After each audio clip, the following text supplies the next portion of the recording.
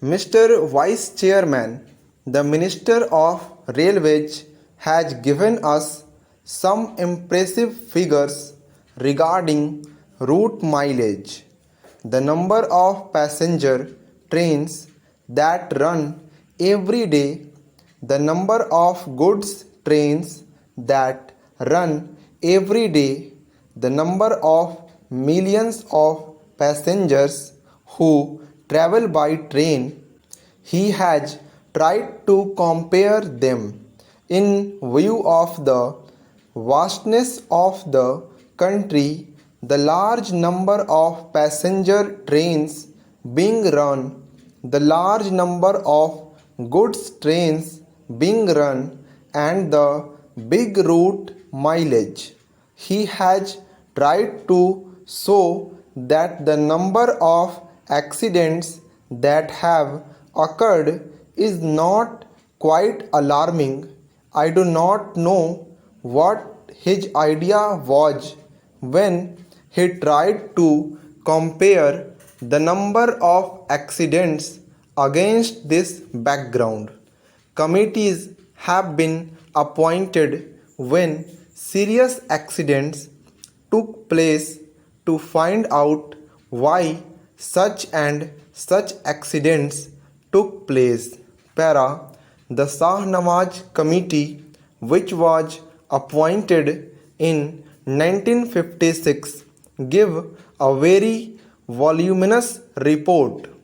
Therein, they had stated the causes of accidents that occurred during the period before, and they had also suggested some preventive measures. The government have again appointed another committee headed by Dr. Kunjru. It is more than 8 months or so. I do not know why an interim report has not been submitted by this committee. It would have been better, at least for discussion on such an important subject like this, if that committee had submitted an interim report. We could have offered more constructive suggestions. Unfortunately, the committees that are appointed take their own time to submit their reports. Maybe the government is partly responsible for they may not be cooperating with the committee in giving all the material that is necessary for the committee to come to some sort of conclusions and give their findings on such an important question. Para. Time and again we have discussed this question of accidents, and I was really pained to see how the minister tried to minimize the seriousness of the railway accidents. He also quoted in the other house the figures, the number of accidents that are taking place in other countries, particularly American and England. The conditions that are obtaining in these countries and that are obtaining in India are totally different. There, many of the accidents take place not because of policies, not because of the limitations under which those railways work, but mostly because of the environment that there has been in those countries. Para. So he did not mention the figures here but took refuge under the guise that our railways work much better than the railways work in other countries, and that the rate of accidents in India is much lower than the rate of accidents in America or England.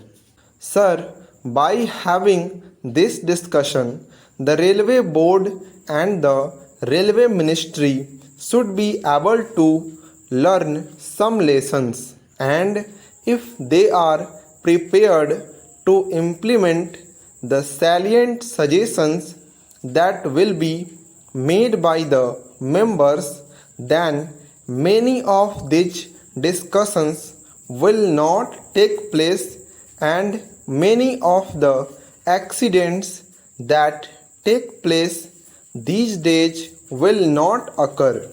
It has now become almost an everyday affair. After the statement was made by the Honorable Minister in this House and the other House, another accident had occurred to a deluxe train.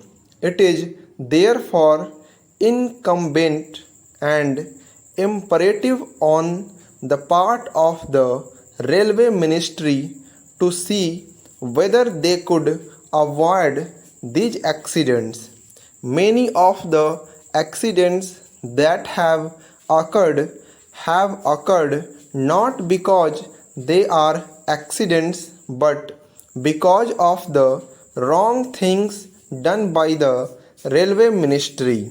When a train leaves the station, care is not taken to see whether it has a defective engine, defective locomotive, whether proper check was made of it, whether the bogies that are attached to the train are properly checked up, whether the screws and bolts that are there are properly placed in their proper places, and so on.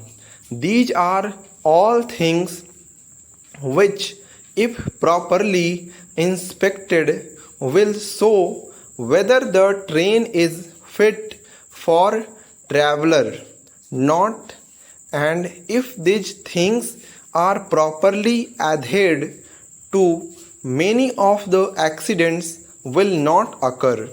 Para, a member in the other house, has reported a statement from the statesman of Calcutta that the loco said people asked the driver of a particular train to somehow manage, even though he complained that he could not take the train, he tried to manage. When the train arrived very late, he was said to have been handled by the crowd for the late arrival of the train, and he is reported to have stated to the correspondent that in spite of the protest that he made, he was asked to take that locomotive which was very defective. Last year, similar accidents occurred. For instance, the Ranchi accident. It is also reported that the engine driver protested when he was asked to take the train because engine was defective, but in spite of his protests, he was forced to take that engine and an accident occurred. I am glad that an inquiry commission has been appointed to go into the cause of the accident.